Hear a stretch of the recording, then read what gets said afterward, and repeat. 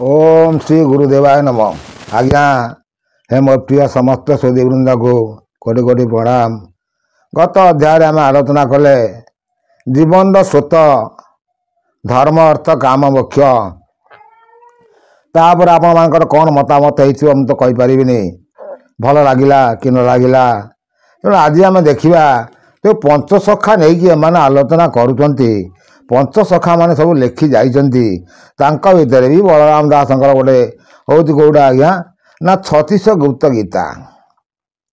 देखो से अर्जुन को कृष्ण बुझाऊँच अर्जुन पचार सबू जे तत्वज्ञान पार्थ जगत बख्या से कौन कहते आकाश उपर बेनी ताप न होई ता तोते अर्जुन देवा कहवा बुझाई सत्य आकाश जे कहवा विचार आशा को बहन करी चिया को निवार अगम्य देउल अथई शून्य लिंग ज्ञान दीप दाड़ी करी देख तार अंग। देखो ये सब शरीर तत्व कथा और से जो लेखकार मैंने लिखिं जहाँ से तालपत्र लिखी एमाने प्रिंटिंग कले प्रिंटिंग कला भर गोटे लेखा मुझे देखुली गोटे अध्याय जे भगवान कृष्ण अर्जुन को बुझाऊँ तो मो भितर किसी फरक नहीं जे तो स्त्री मो स्त्री मो स्त्री तो स्त्री। देखु कथा आज्ञा केमतिका यहीटा संभव कि आंकर जो लेखार शैली यहीटा समाज में उपकार कि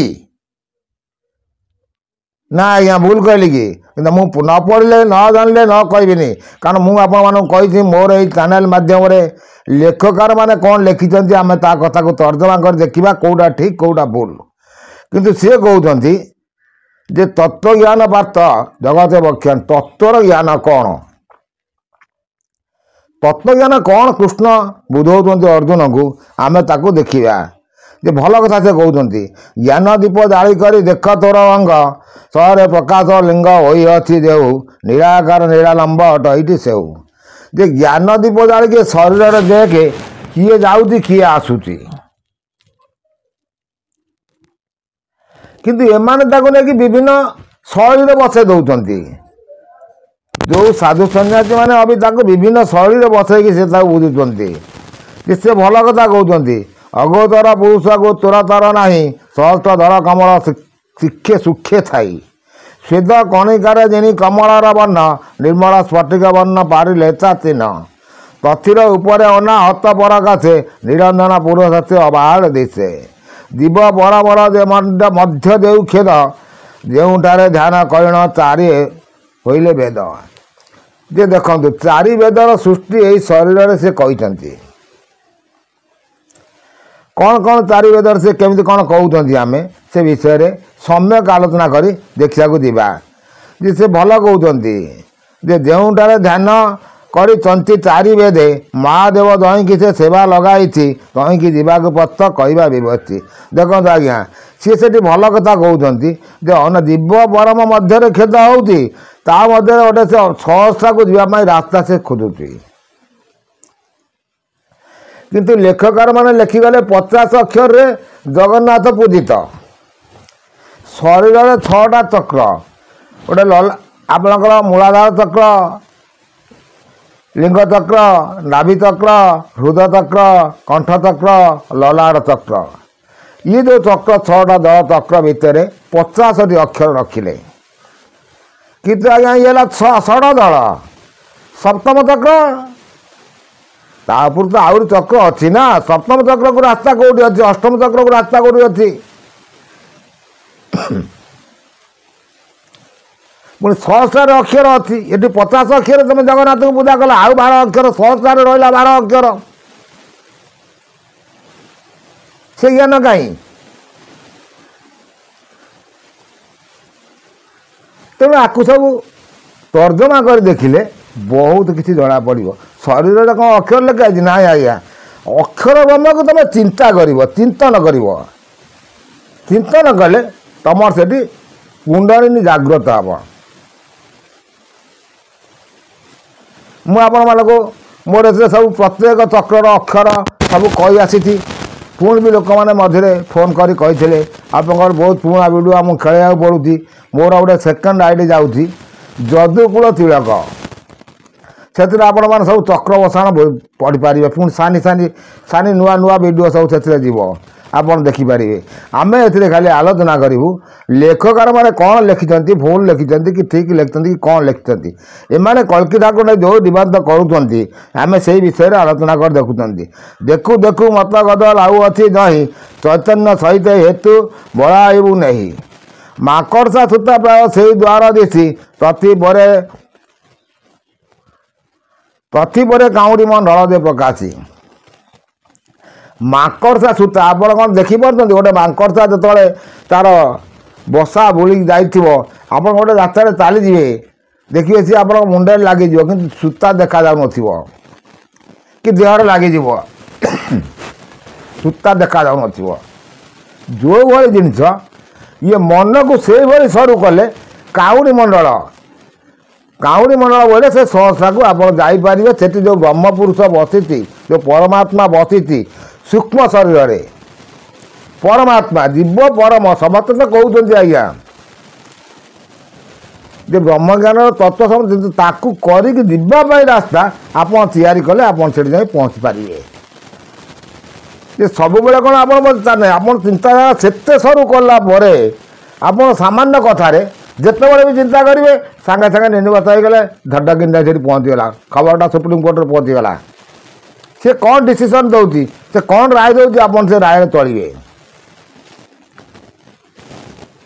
ଇଏ ହେଉଛି ଆଜ୍ଞା ମୋ ଜୀବନର ପ୍ରତ୍ୟକ୍ଷ କାହାଣୀ। ତେଣୁ ଆକୁ ସବୁ ଆପଣ ଚିନ୍ତା କଲା ପରେ ଯାଇ ଜାଣିବେ ଯେ ଯଦି ଆକୁ ସାଜିବା ପାଇଁ ହେଲେ ଆର ରାସ୍ତା ହେଉଛି ଏକମାତ୍ର ଗାୟତ୍ରୀ ଯଦି ଆପଣ ପଢ଼ନ୍ତି, ଶରୀରକୁ ଶୁଦ୍ଧ କରନ୍ତି। ଏ ଶରୀର ତ ନିଶ୍ଚିତ ଯେତେବେଳେ ମାନବ ଅଙ୍ଗ ନେଇକି ମନୁଷ୍ୟ ଜନ୍ମ ହେଲା, ମର୍ତ୍ତମଣ୍ଡଳରେ ପାଦ ଦେଇ ଚାଲିଲା, ମାୟା ଭିତରେ ସେ ଆଚ୍ଛାଦିତ ହେଲା। ସିଏ ମାୟାରେ ତାକୁ କାଟିବା ପାଇଁ ହେଲେ ଏକମାତ୍ର ରାସ୍ତା ହେଉଛି ତା'ର ଗାୟତ୍ରୀ ରାସ୍ତା, ବା ଗାୟତ୍ରୀ ଜପ କଲେ ଆପଣଙ୍କୁ ସେ ରାସ୍ତା ସବୁ ଖୋଲି ଗୋଟେ ସେ ସମସ୍ତ ଅବସ୍ଥାରେ ଚକ୍ର ବସ୍ଥାନରେ ବହୁତ ଲେଖିଥିଲେ ଯେ ଅକ୍ଷର ବ୍ରହ୍ମର କାରଣ କ'ଣ, ଯେ ଅକ୍ଷର ଗୁଡ଼ିକର କାମ କ'ଣ, କିନ୍ତୁ ତାର ଉତ୍ତର ଦେଇଛି। ଆଉ ସେମାନେ ଏସବୁ ବୁଝିଛନ୍ତି। ପୁଣି ସେଇପାଇଁ ବି ସମସ୍ତେ ବି ଆଉ ଥରେ କହିଥିଲେ ଆଉ ଗୋଟେ ଆମେ ସବୁ ଭିଡ଼ିଓ ପୁରୁଣା ଭିଡ଼ିଓ ଦେଖିପାରୁନୁ, ତେଣୁ ମୁଁ ଯଦୁକୂଳ ତିଳକରେ ଚକ୍ର ବସାଣ ସବୁ ଛାଡ଼ିବି, ସେଥିରେ ଆପଣ ଦେଖିପାରିବେ। ଆଚ୍ଛା, ସିଏ ବଳରାମ ଦାସ ହଉ ବା ଅଚ୍ୟୁତାନନ୍ଦ ଦାସ ହଉ ଯାହା ସେ ଲେଖିଲେ, ଏମାନେ ଲେଖକମାନେ ତାକୁ ଢଗ ଢମାଳିରେ ପରିଣତ କରିଦେଲେ। ଦେଖନ୍ତୁ ସିଏ କ'ଣ ଭଲ କଥା ବି ସବୁ କହୁଛନ୍ତି। କମଳ କେଶରେ ବାଣୁଟା ମଧୁରୀ କରିବ, ଦେଖନ୍ତା ଦେଇମାନେ ଆଜ୍ଞା ମନରେ ଛୋଇବ। ଇଏ ଯେଉଁମାନେ ସବୁ ଢଗ ଢମାଳି ଯେଉଁ ସବୁ କରିଛନ୍ତି, ଏଇମାନେ ଲେଖକମାନେ ତାକୁ ଢଗ ଢମାଳିରେ ପରିଣତ କରିଛନ୍ତି। ତେଣୁ ସିଏ ଢଗ ଢମାଳିକି ନେଇ ଆଜି ଆମର ହିନ୍ଦୁ ଧର୍ମର ସାଧୁ ସନ୍ତମାନେ କ'ଣ କରୁଛନ୍ତି, ହିନ୍ଦୁ ଧର୍ମର ସାଧୁ ସନ୍ତମାନେ ସେଇ ରାସ୍ତାରେ ଚଳିଆଲେ। ଆପଣ ଦେଖିବେ ତ ଅଛନ୍ତି କିଛି ସାଧୁ, କିଏ ଗଞ୍ଜେଇ ଖାଉଛି, କିଏ ମଦ ଖାଉଛି, ନା ଶିବ ଗଞ୍ଜେଇ ଖାଉଥିଲେ। ଆରେ ତୁମେ କ'ଣ ଦେଖିଛ ଶିବ ଗଞ୍ଜେଇ ଖାଉଥିଲେ? ଶିବ କିଏ ତାଙ୍କୁ ଚିହ୍ନ? ଭୋଳାନାଥ ଯାହାକୁ ଶିବକୁ ତୁମେ ଭୋଳାନାଥ ଗଞ୍ଜେଇ ଖାଉଥିଲେ, ଆମେ ଗଞ୍ଜେଇ ଖାଉଛୁ, ତାଙ୍କୁ ଭୋଗ ଲଗେଇ ଦେଇ ସେ ଖାଇଲେ। ଇଏ ଯେଉଁ କଦର୍ଯ୍ୟ ଚିନ୍ତାଧାରା ଲୋକମାନଙ୍କର ରହିଲା କେଉଁଠୁ ଆସିଲା? ଏଇ ଯେଉଁ ଲେଖକମାନେ ଲେଖିଗଲେ, ଏଇ ଯେଉଁ ବହି ସବୁ ପ୍ରତିଷ୍ଠା, ବହି ସବୁ ଛପା ହେଲା, ଶିବଙ୍କୁ ଗୋଟେ ଦିଆହେଲା ଗଞ୍ଜଡ଼ିଆ ବାବା। ଭୁଲ କହିଲେ କି ଆଜ୍ଞା? ତାଙ୍କର ତ୍ରିନାଥ ମେଳା ହେଲା କି ଧବଳେଶ୍ୱର ମେଳା ହେଲା କି ଯେକୌଣସି ମେଳା ବା ଯେକୌଣସି ପୂଜାପତିରେ ଶିବଙ୍କୁ ଗଞ୍ଜେଇ ଭୋଗ ଲାଗେ। ସେଇଟା କ'ଣ ଠିକ୍ କି ଆଜ୍ଞା? ତା ଦ୍ୱାରା ହେଲା କ'ଣ? ତା ଦ୍ୱାରା ଯେଉଁ ସାଧୁ ସନ୍ତମାନେ ତାଙ୍କୁ ପୂଜା କଲେ କି ସେବା ଆଚନା କଲେ, ତାଙ୍କ କଥା ଆଲୋଚନା କଲେ, ଶିବ ଗଞ୍ଜେଇ ଖାଉଛନ୍ତି ଆମେ ଗଞ୍ଜେଇ ଖାଇବୁ, ତାଙ୍କ ପିଢ଼ି ଆସିଗଲା। ତେଣୁ ଏ ଯେଉଁ ଚିନ୍ତାଧାରା ଲେଖନ କିଏ ଲେଖିଲେ? ମହାପୁରୁଷମାନେ ତାଙ୍କର ସିଏ କରିଗଲେ, କିନ୍ତୁ ତାକୁ ଏମାନେ ବିଭିନ୍ନ ରକମ ନାନା ଆଳଙ୍କ ଦେଖରେ ଲେଖିଗଲେ। ଜଷ୍ଟ ଆପଣଙ୍କ ଗୋଟେ କଳ୍କି ଠାକୁର ଯେଉଁ କହିଲେ ମହାନ ଆପଣଙ୍କର ହୀରାକୁଦ ବନ୍ଧ ଭାଙ୍ଗିଯିବ, ବଉଳା ମାଛ, ଚିତଳ ମାଛ, ବଉଳା କିମ୍ଭୀର ଏମାନେ ସବୁ ବାହାରି ଆସିବେ, କାହିଁ ଆଜ୍ଞା 24 ମସିହାରେ ସବୁ ହେଉଥିଲା, କାହିଁ 24 ମସିହା ଯାଇ 25 ମସିହା ସରିଲା, 26 ମସିହା ହେବ କାହିଁକି ଆଜ୍ଞା? ନାଇଁ, ଲୋକମାନଙ୍କୁ ବିଭ୍ରାନ୍ତିକର ତଥ୍ୟ ଦିଅ ନାହିଁ। ଯଦି କିଛି ଜ୍ଞାନ ଜାଣିଛ, ଜ୍ଞାନର ଗାରିମା ତାହେଲେ କୁହ କିଛି, ଲୋକ ସଜାସ୍ତାରେ ଆସନ୍ତୁ। ମୁଁ ଭୁଲ କହିଲି କି ଆଜ୍ଞା? ଲେଖକାର ମାନେ ଯେଉଁ ଲେଖକାର ସବୁ ଲେଖି ଯାଇଛନ୍ତି, ଯେଉଁ ପଞ୍ଚସଖା ମାନେ, ଅବି ତମେ ସେଇ ପଞ୍ଚସଖା ମାନଙ୍କର ଯେଉଁ କଥାକୁ ତତ୍ତ୍ୱକୁ ଯେତେବେଳେ ବାହାର କରୁଛ, ସିଏ ବି ଭଲ କଥା ଲେଖୁଛନ୍ତି। ଦେଖନ୍ତୁ, ଆମେ ସେ କଥାକୁ ଆଲୋଚନା କରିବା ପଞ୍ଚସଂଖ୍ୟାଙ୍କ ବିଷୟରେ ଆସ୍ତେ ଆସ୍ତେ ଆଲୋଚନା ତ କରି କରି ଯାଉଛି, ଗୋଟେ ଗୋଟେ ମାନେ କରିବେ। ଯେ ବ୍ରହ୍ମଟା କେଉଁ ଜାଗାରେ ରହିଛି, ସହଜେ ରହିଛି ଠିଆ ଚୈତନ୍ୟ ହରାଇ ଦେବଦେନ ଆସନ ଭଟ୍ଟ ସେଇ ତାହାରେ ଥାଇ। ଦେଖନ୍ତୁ, ସିଏ ବଳରାମ ଦାସ କହୁଛନ୍ତି ଦେବର ଆସନ ଭଟ୍ଟ, ଅଚ୍ୟୁତ ବି ଲେଖିଛନ୍ତି ଦେବର ଆସନ ଭଟ୍ଟ। ଦେବର ଆସନ ବୃକ୍ଷ ତାର ପୁଣି ହচ্ছে କ'ଣ, ସେ ବଟ ମୂଳରେ ମହାଦେବ ଥାନ୍ତି ଯାଇ ବଟକୁ ସୁଧାର ନାମେ ଜଗିଥିଏ ଅଇ। ଯେ ସିଏ ବଟ ବୃକ୍ଷକୁ ସୂର୍ଯ୍ୟନ ନାମର ଗୋଟେ ସର୍ପ ଜଗିଛି, ଦୋମୁଆ ସାପ, ଦିଟା ମୁଣ୍ଡ ତାର। ତାମାନେ ଅଚ୍ୟୁତାନନ୍ଦ ଯେତେବେଳେ ଦି ମୁହଁର ସାପ ବିଷୟରେ ଲେଖିଲେ, କେଉଁ ଲେଖିଲେ, କାହିଁକି ଲେଖିଲେ ନା ବ୍ରହ୍ମପୁରକୁ ନିତନ ଯାଇ।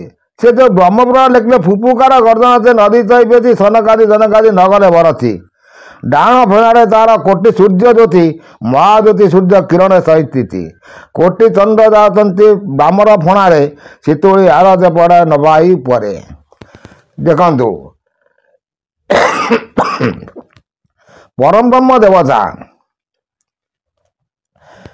ଯିଏ ବ୍ରହ୍ମ ପୁରୁଷ ବ୍ରହ୍ମ ଦେବତା, ତାଙ୍କ ଆସ୍ଥାନ ନେବା ପାଇଁ ସମସ୍ତେ ଯେତେବେଳେ ଚିନ୍ତାଧାରା କଲେ, ସେ କ'ଣ କଲେ ନା ସିଏ ବଢ଼େଇକି ଦେବଦାସନ ବୃକ୍ଷ ତିଆରି କରିଥିଲେ।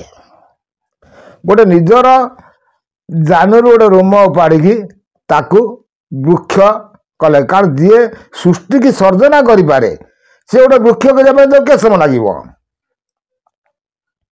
ସେ କରିଦେଲେ। ସିଏ ବୃକ୍ଷ କହିଲା, ସିଏ ବୃକ୍ଷ ଦେବଦାସନ ବୃକ୍ଷ ସେ କେତେବେଳେ ତିଆରି ହେଲା ନା ଆଗେ ତା ନିଜର ଆସ୍ଥାନ ଠାକୁର ତିଆରି କଲେ। ମୁଣ୍ଡ କେଶରୁ ଗୋଟେ କେଶ ଆଣିକି ନାଗ ଭଳି ତିଆରି କଲେ।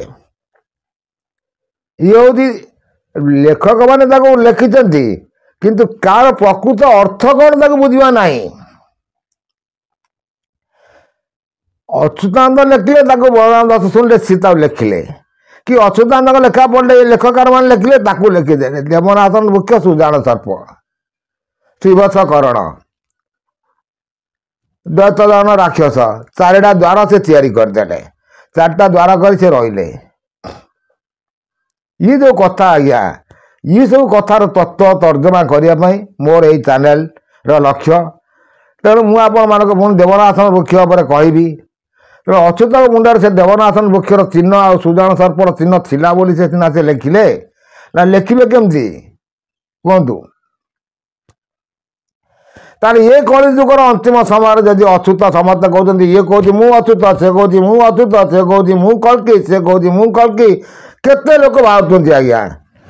ତାହେଲେ ଅଚ୍ୟୁତ ଥିବ, ତାଙ୍କ ପାଖରେ ଅଚ୍ୟୁତଙ୍କ ଚିହ୍ନ ଥିବ, ଦେବଦାସନ ବୃକ୍ଷର ଚିହ୍ନ ଥିବ, ଦୋମୁଆ ସର୍ପ ଦୁଇ ପଟରେ ଦୁଇଟା ସର୍ପର ଚିହ୍ନ ଥିବ, ଦେଖାଇ ପାରିବ ସେ ଆମକୁ ଶିର ମାଧ୍ୟମରେ। ତାହେଲେ ଆମେ ଜାଣିବା ସେ ହେଉଛି ଅଚ୍ୟୁତ। କ'ଣ ଆଜ୍ଞା ଭୁଲ କହିଲେ କି? ପ୍ରମାଣ ସେ ଦେବ ନା। ତେଣୁ ଇଏ ଯେଉଁ ଲେଖା, ଏଇ ଯେଉଁ ଚିନ୍ତାଧାରାକୁ କାଟିବା ପାଇଁ ମୋର ଏକମାତ୍ର ଲକ୍ଷ୍ୟ ରହିଲା ଏଇ ଚ୍ୟାନେଲ କରିକି କହିବା ପାଇଁ, ଲୋକମାନେ ସଚେତନତା ଆଣିବା ପାଇଁ। ତେଣୁ ଆପଣମାନଙ୍କୁ ଯଦି ମୋ କଥା ଭଲ ଲାଗୁଥାଏ, ତାହେଲେ ନେକ୍ସଟ ଅଧ୍ୟାୟରେ ପୁଣି କିଛି କହିବା। ଏତକ ରହୁଛି ଆଜ୍ଞା। ମୁଁ ବଡ଼ ବଡ଼ ଏପିସୋଡ଼ କରୁନି, ସେ 10-15 ମିନିଟ୍ ଭିତରେ ଆପଣ ଭିଡ଼ିଓ ଶାନ୍ତିରେ ଦେଖିପାରିବେ, ଆଉ ବି କିଛି ଜ୍ଞାନ ଅର୍ଜନ କରିପାରିବେ। ଆଉ ଯେଉଁମାନଙ୍କୁ ମୋର ବିଶେଷ ଅନୁରୋଧ, ଯେଉଁମାନେ ମୋର ଏଇ ଚ୍ୟାନେଲକୁ ନୂଆ ହେଇ ଆସୁଥିବେ, ସେମାନେ ସବସ୍କ୍ରାଇବ୍ କରି ବେଲ୍ ଆଇକନ୍ ମାରିଲେ ମୋର ଯାହା ଭିଡ଼ିଓ ଲୋଡ଼ ହେବ ଆପଣମାନଙ୍କ ପାଖରେ ପହଞ୍ଚି ପାରିବ। ଏତକ ରହୁଛି ଆଜ୍ଞା। କୋଟି କୋଟି ନମସ୍କାର।